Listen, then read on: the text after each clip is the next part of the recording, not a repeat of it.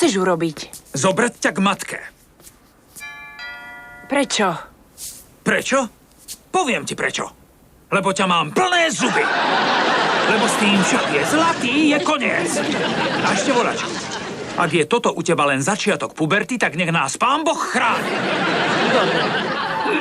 Vidíš? Napríklad teraz. S takýmto postojom ma neočaríš. Dobre.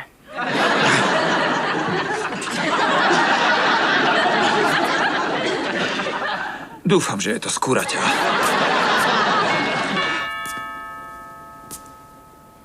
Nie je doma. Haha. Nijaké haha. Už nechcem počuť haha. Judith, poď si po syna. Neskrývaj sa za gauč. Vidím ťa, Judith. Haha.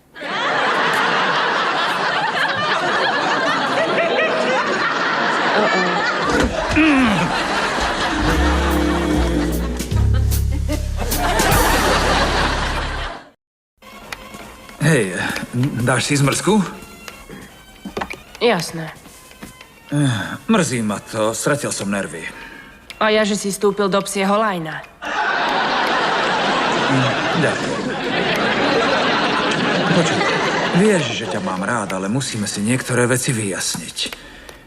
Chápem, že dospievaš, mení sa ti telo a rovnako aj emócie, lenže aj ty si musíš uvedomiť, že ma to nezaujíma.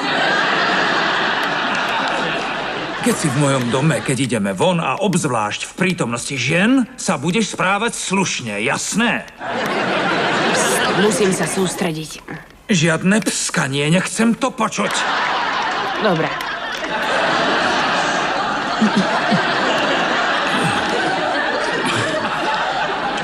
Dúfam, že je to z kuraťa.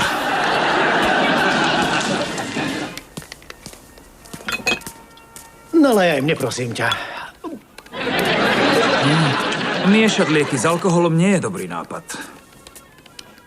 Iba ak chceš spáchať samovraždu.